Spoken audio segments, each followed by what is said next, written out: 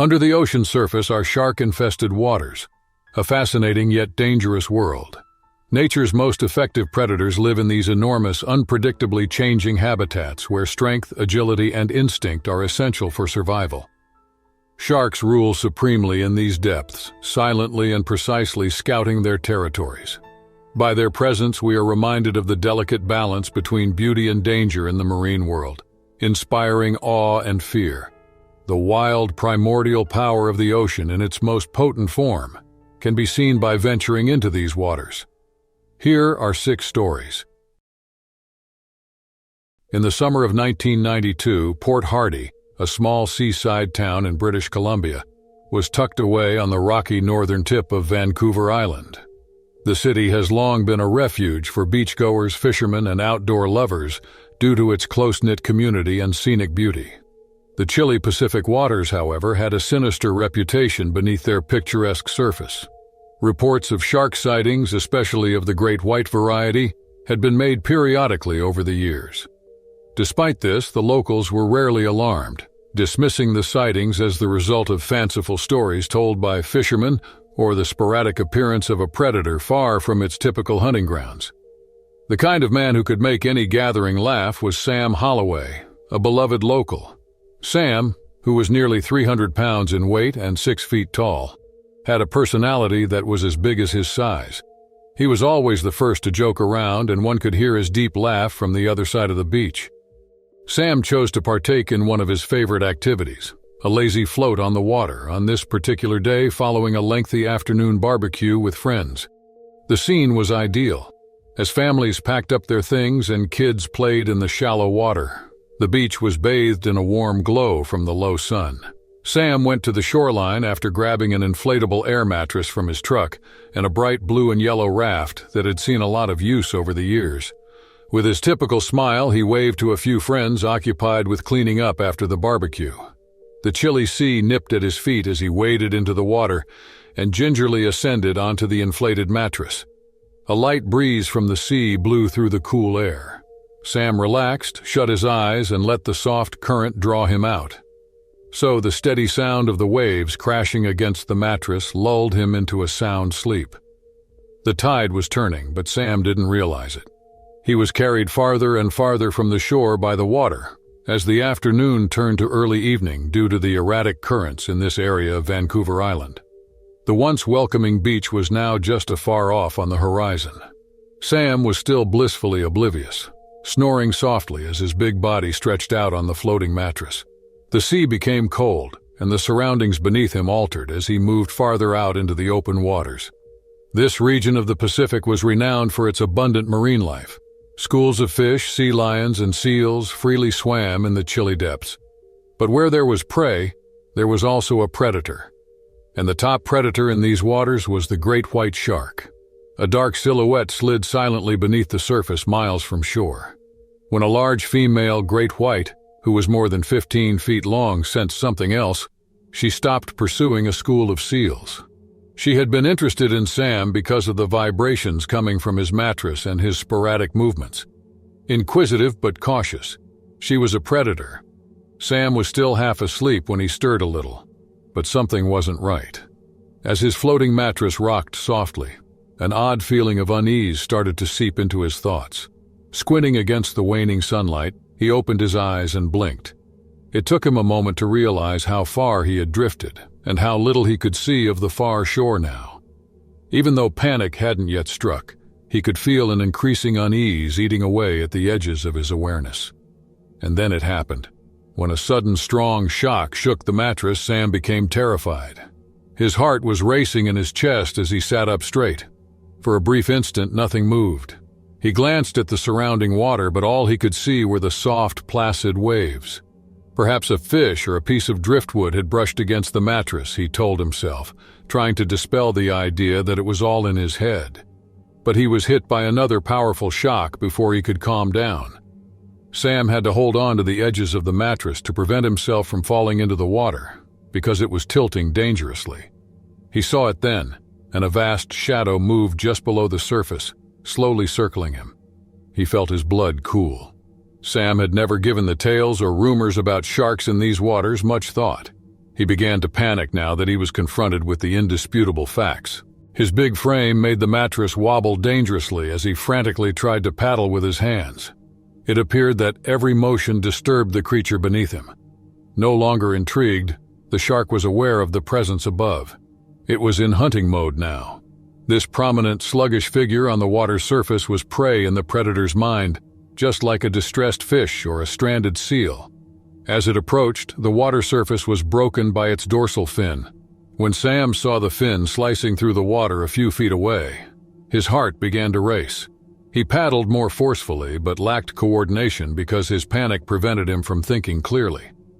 Already wobbly under his weight, the mattress abruptly swung to the side, sending Sam into the freezing water. There was silence for a short, horrifying instant. Sam was struggling to stay afloat when the shock of the cold water took his breath away. He was exposed and at risk when the inflatable mattress sank just out of reach. His movements were erratic and desperate as he thrashed in the water. When the shark sensed Sam's frantic movements, it struck with terrifying speed. With its strong jaws clamping down on Sam's leg, it rose from below. It was instantaneous and unfathomable. Sam screamed, but the sound was lost in the vast ocean surrounding him. There were still some beachgoers on the far shore who had noticed the disturbance. Although they could not do much, they could see Sam struggling in the water in the distance. Though it was too late, someone fled for assistance. The water surrounding Sam turned red in a matter of minutes. He was pulled beneath the surface by the shark, which was motivated by its instincts. His flailing slowed, and the sea became silent again. All that was left when rescuers arrived was the deflated mattress floating aimlessly in the water. The man with the contagious laugh and jokes, Sam Holloway, was no longer there. The shark had gone deep with him, never to be seen again. The tragedy rocked the small town of Port Hardy, and within days word of it had spread well beyond its boundaries. After being picked up by news outlets, the story of the 300-pound man who was attacked by a shark while sleeping on an inflatable mattress quickly went viral. Friends and family were left to deal with the unexpected loss, and the strange and terrible nature of the incident made their grief even worse. The tale would be recounted over and over for years, and Sam Holloway's last moments would serve as a terrifying reminder of the perils that could lurk beneath the surface of even the calmest waters. Mia Chen was a bright marine biology student who ended up far from home in San Diego, California, in the summer of 1994. Her investigation had led her to the pristine waters surrounding a remote reef off the Fijian coast, more precisely close to the island of Vanuatu. The region was perfect for marine research because it had remained primarily unaltered by human activity, and was renowned for its biodiversity and pristine coral structures. Making the most of her grant to investigate how climate change affected coral bleaching was Mia's top priority. The reef had long piqued the interest of marine biologists and was referred to locally as Tavoro's Garden, a reference to a Fijian myth about a sea demon. Its remote location and intricate underwater terrain made it a problematic workplace and a research goldmine. Numerous sharks and other marine life species could be found in the deep waters with abrupt drops into the abyss. However, the locals had frequently warned of the risks of diving in the area by yourself. Mia, like many scientists, was motivated by curiosity and a desire to leave her mark. One day, Mia got ready for her third solo dive of the week. The water was unusually still and reflected the midday sun like a mirror in the calm weather. As usual, she had prepared her dive carefully, setting up her gear and checking her oxygen levels twice. Mia chose to go deeper to collect information on the coral beds on the reef while her colleagues, positioned on a nearby boat, were performing surface-level water tests. The drop was familiar and easy. The water felt like a second home to Mia, who had spent years perfecting her diving techniques. The coral's vivid hues and schools of tiny fish darting in and out of the structures welcomed her as she descended farther. She took her time carefully documenting her project data and taking pictures. For the first 20 minutes of the dive, everything appeared normal. Then something occurred. It began as a faint change in the water that she could not identify. Mia initially believed the movement to be the ocean current's natural ebb and flow, but it felt more intentional. She stopped and lingered, looking around her for a while. She could see far into the blue beyond the reef because of the excellent visibility. Then she caught sight of a shadow in the distance. Circulating was the reef shark, a streamlined and nimble predator typical of these waters. Mia wasn't worried at first. Being a marine biologist, she was aware of shark behavior. The 6-foot-long shark appeared more inquisitive than hostile. The distance between them gradually shrank as it swam in lazy arcs. Mia observed it objectively, taking note of its dimensions and motion. She had already come into contact with sharks during dives, so there wasn't much to be concerned about as long as she kept calm and didn't agitate it. But the shark started acting differently as the minutes went by. It began to move more erratically and encircled Mia more closely. The electronic pulses from her equipment and presence caught its attention. Mia began to become tense. She was sufficiently knowledgeable about shark behavior to identify the warning indications of increased curiosity, which could indicate an impending attack. Mia started up slowly, taking care to avoid any abrupt movements. She continued to watch the shark while her heartbeat accelerated.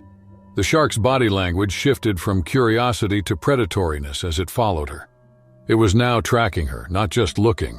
When the shark swooped closer, its sleek body moving at frightening speed, she was still about 30 feet below the surface. With more frantic movements, Mia kicked away out of instinct. Sensing her fear, the shark retaliated accordingly. It brushed her leg with its muzzle as it made a swift pass. Despite her sudden panic, Mia continued to move. She was only a few feet away from the surface. But suddenly, the shark attacked. Mia barely had time to respond because it happened so quickly. The shark's strong jaws closed on her leg, causing pain in her body as the bite struck. She flailed in an attempt to escape, but the shark's hold was unyielding. As the water surrounding her became hazy with blood, Mia knew she would not survive. Although they had been monitoring her progress, her boatmates were too far away to witness the precise moment of the attack.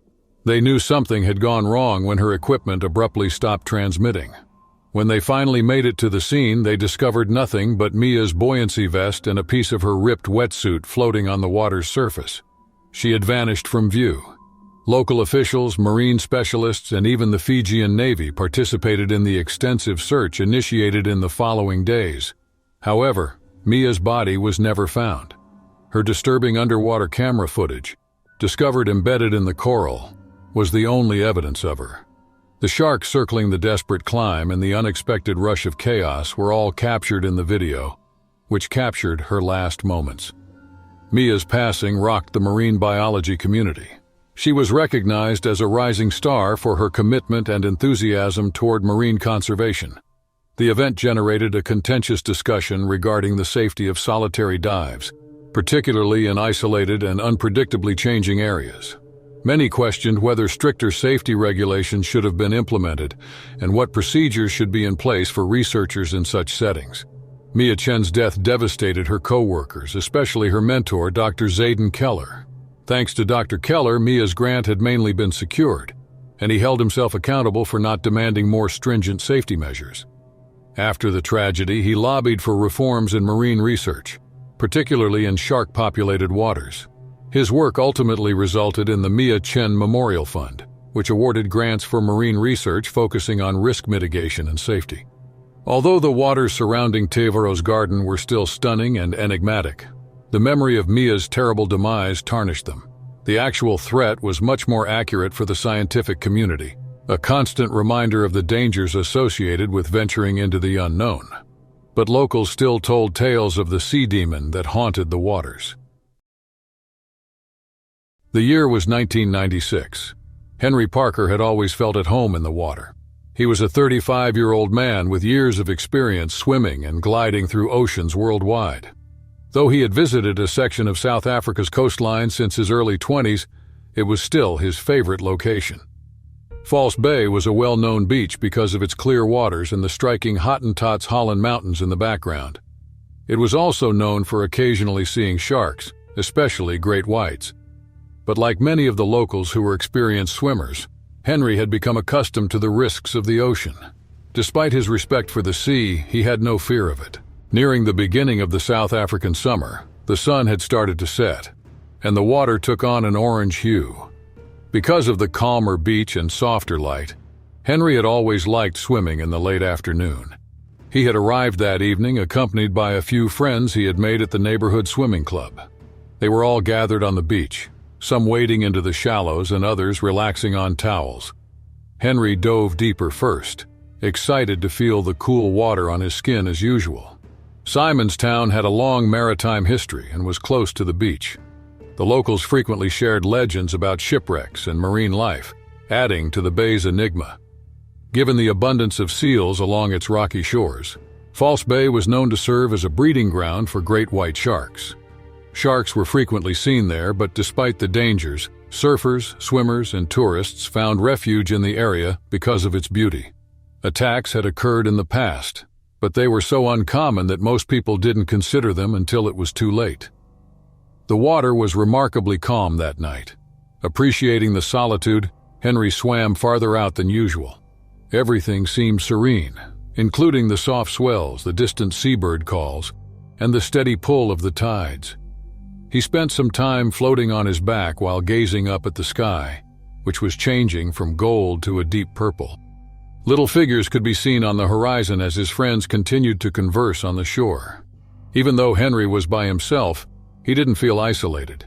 He had always been with the ocean, but something changed as the sun went down. He sensed a change in the water beneath him before seeing it. In the beginning, it was only a slight tug on his leg. He dismissed it as an occasional occurrence when swimming in open water a current.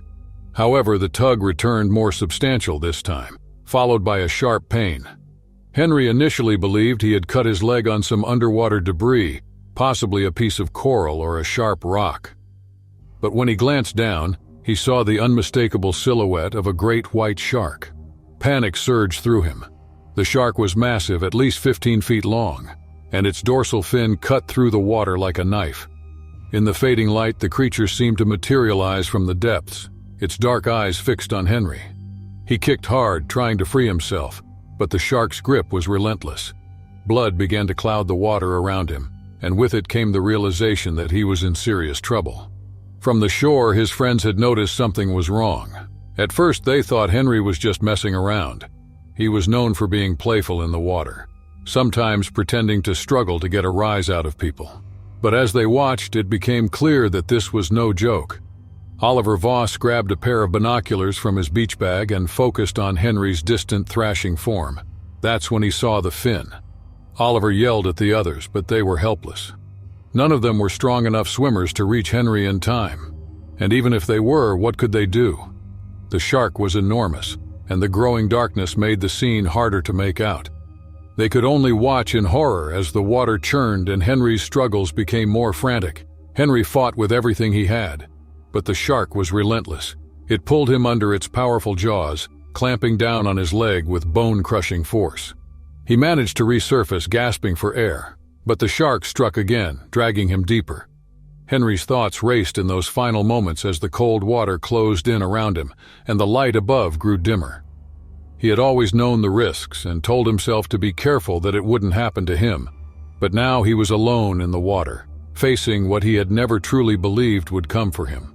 On the shore, his friends could do nothing but call for help. By the time a rescue boat arrived, it was too late. The water where Henry had been was stained red, and there was no sign of him. As silently as it had entered, the shark had vanished, slipping back into the depths. The community was shocked in the days that followed. The town was affected by Henry's passing because False Bay was a well-liked destination for both residents and visitors. Once renowned for its beauty, the beach suddenly gained notoriety. In an attempt to share the tale of the seasoned swimmer killed by a great white shark, reporters flocked to Simonstown. In response, local authorities tightened security. Lifeguards received further training in shark monitoring and emergency response, and signs alerting people to shark activity were posted along the beach. Some locals demanded the installation of shark nets, while others maintained that sharks, not people, owned the ocean. Despite the heated debate, the town ultimately adopted a more cautious stance. Although the beach was still accessible, there were more stringent guidelines about swimming during specific hours of the day, especially after sunset when sharks were known to hunt.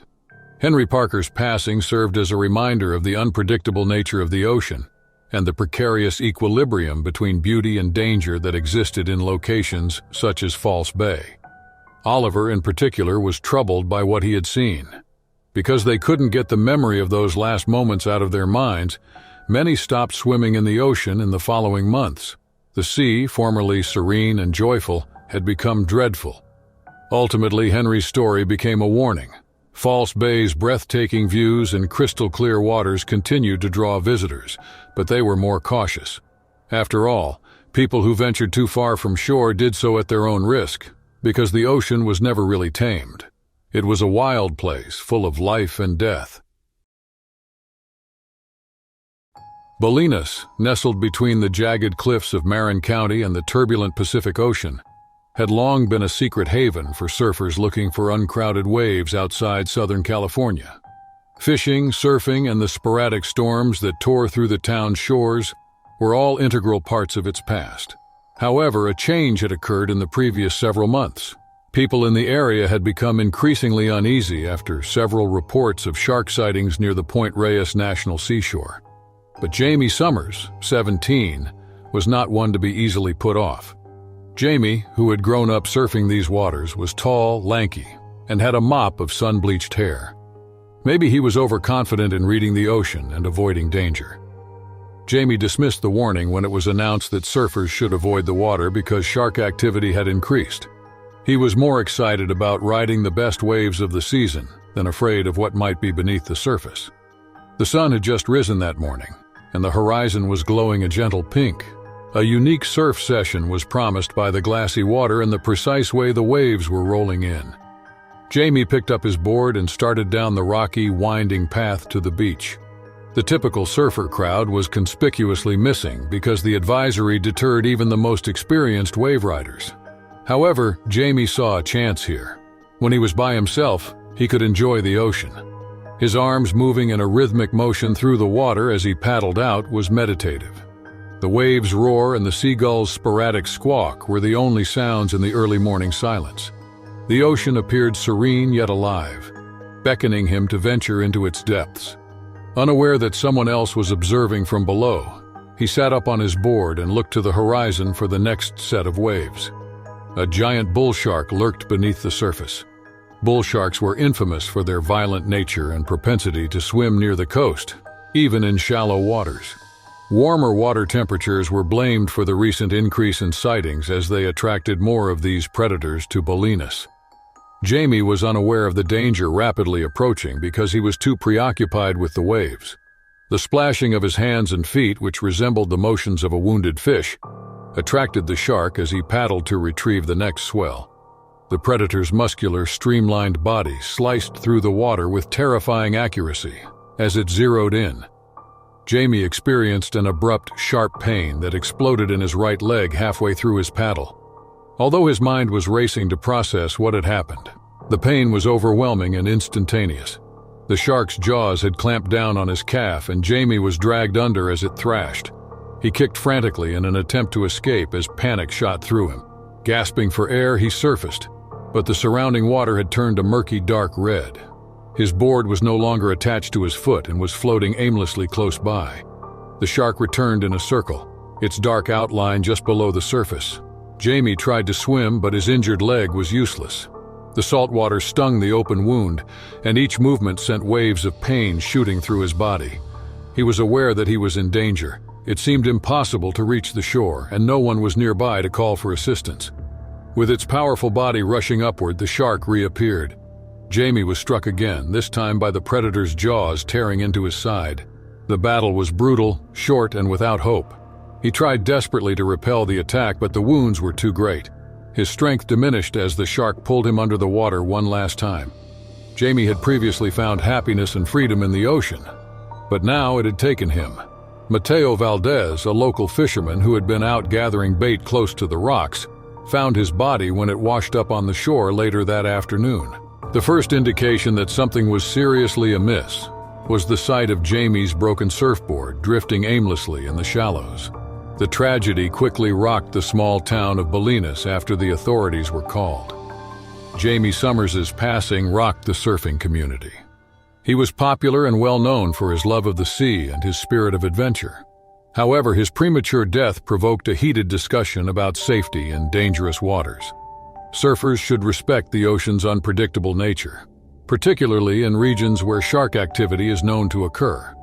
Others believed that Jamie had died doing what he loved, and that the excitement and love of surfing outweighed the danger. The beach at Bolinas was eerily quiet in the days after the attack. Few dared to venture outside even though the waves were still perfect and inviting. During a memorial service for Jamie, surfers from all over the coast came to show their support. Flowers, candles, and notes were scattered across the beach as a temporary shrine to the boy who had lived and died by the sea. The loss was heartbreaking for Jamie's family.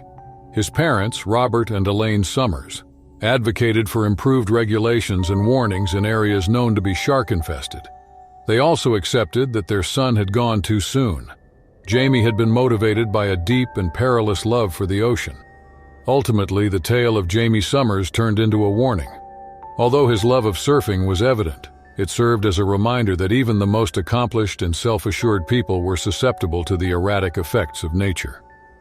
Even though the ocean was beautiful and powerful, it could suddenly turn deadly.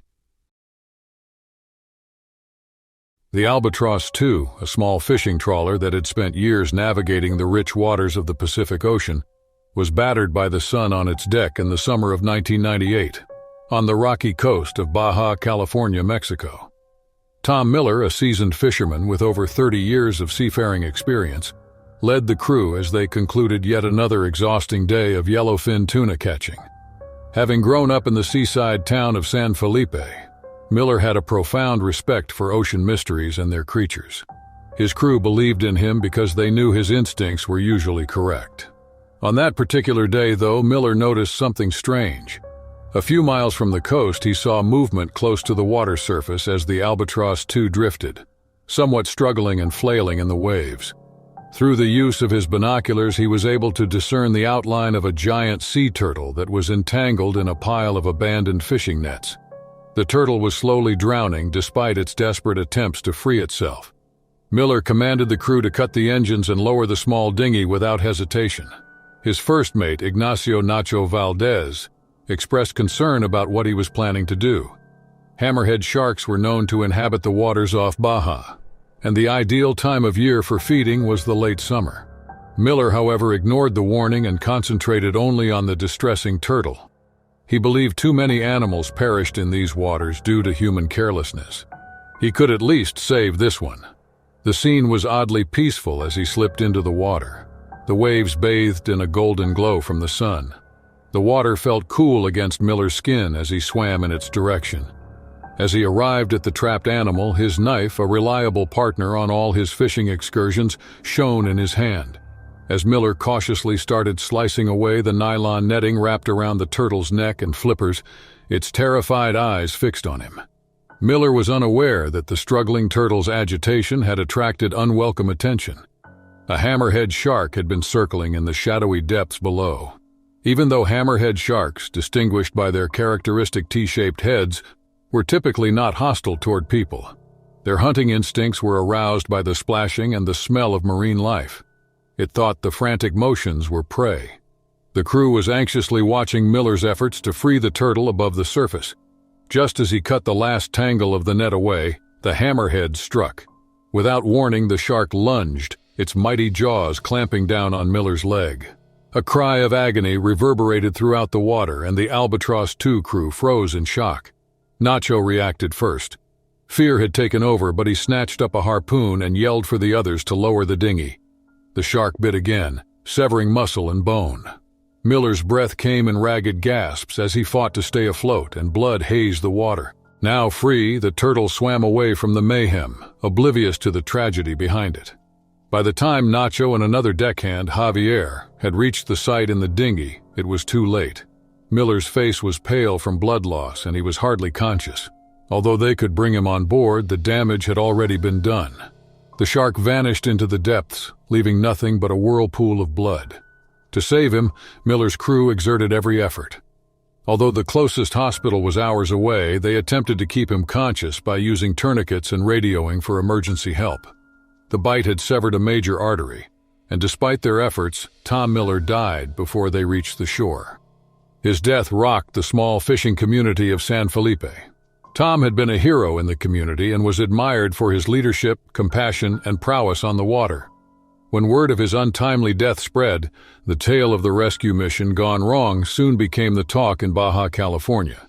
Some criticized him for venturing into shark-infested waters without the necessary safety gear, while others celebrated him as a hero who had paid the ultimate price for his altruism.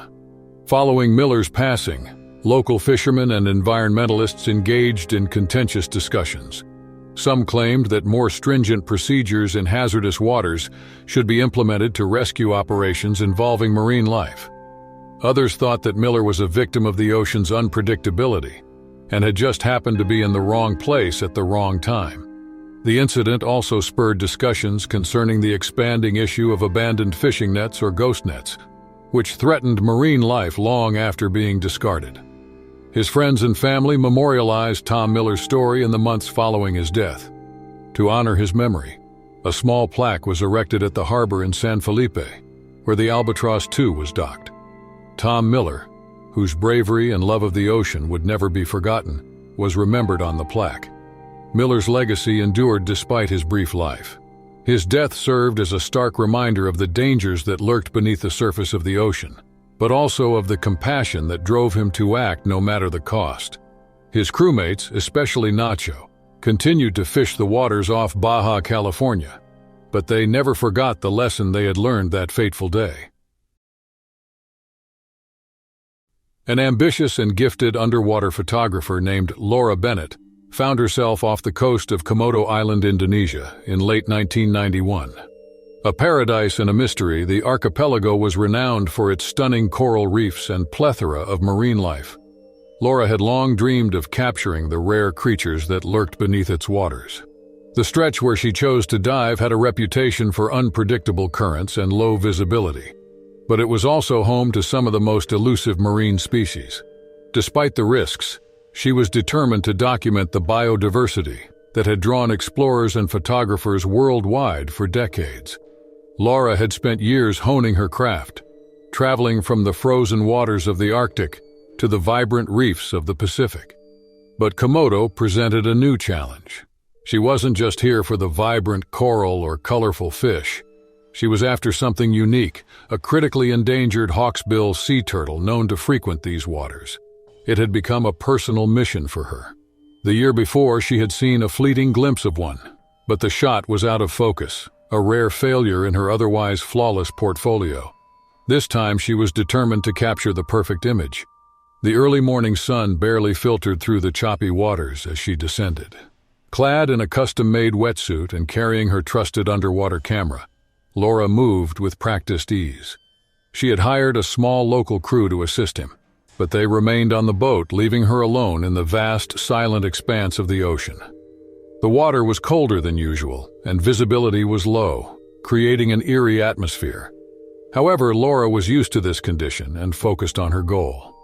After an hour of swimming through the reefs, she spotted a hawksbill sea turtle grazing on the coral below.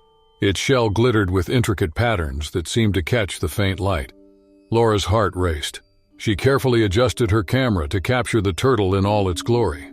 Her hands moved precisely, framing the shot in her mind before pressing the shutter. This was it, the moment she had been waiting for. The faint silhouette in the distance, however, was something Laura missed. The vibrations of her movements had attracted a giant tiger shark, which had been circling the area. It thought she was a wounded or feeble prey in the murky water. Her actions triggered the shark's hunting instinct as she moved to get a better angle. Being focused on her work, Laura was unaware of the enormous creature's approach. Then she felt a sudden change in current, and as she turned, she noticed the tiger shark staring at her from less than 10 feet away. She felt a panic attack, but her training soon took over. She knew that thrashing or sudden movements could agitate the shark even more. Using one hand to push herself away from the coral and the other to hold her camera, she attempted to slowly back away. It was too late, though. The shark lunged, perplexed by her silhouette and the low light. The camera was knocked out of her hands by the first impact. Laura attempted to defend herself by hitting the shark's nose, but the bite's force was too great. She felt her strength leaving her as the pain was sudden and intense. She gave a feeble kick, aware that her chances of surviving were diminishing. The predator appeared to be drawn to every movement. Her limbs felt heavy, and her vision blurred as she attempted to swim toward the surface. Laura's thoughts were not on the impending danger or the pain that consumed her body in those last moments as the world around her grew darker. Instead, her thoughts turned to the turtle, who continued to graze calmly on the reef below, oblivious to the violence nearby. Before the attack, she had taken one final picture of the turtle, a stunningly beautiful animal in its natural environment. She came for the shot, but her life would be at stake. Local fishermen who had been notified when Laura's crew did not hear from her discovered her body a few days later. Her camera was entangled in a patch of coral on the sea floor, which was still intact. When the photos were developed, they showed her last moments, a sequence of breathtaking pictures of the sea turtle, followed by hazy, disorganized shots of the incident. The final image, taken in a panic, only displayed ferocious water and shadow swirls. The tragedy rocked underwater photography. Known for her courage and dedication to capturing the beauty of the ocean, Laura was a well-respected individual. Her passing triggered a contentious discussion among marine biologists and other photographers concerning the morality of working in such hazardous conditions. Could the beauty of the ocean outweigh the perils that lurked beneath its surface? And was it worth risking one's life to pursue art? There was no simple solution for anyone who knew Laura. She had died doing what she loved, but the cost had been unimaginable. Her tragic and flawless last shot would always remind us of how fleeting life was beneath the waves.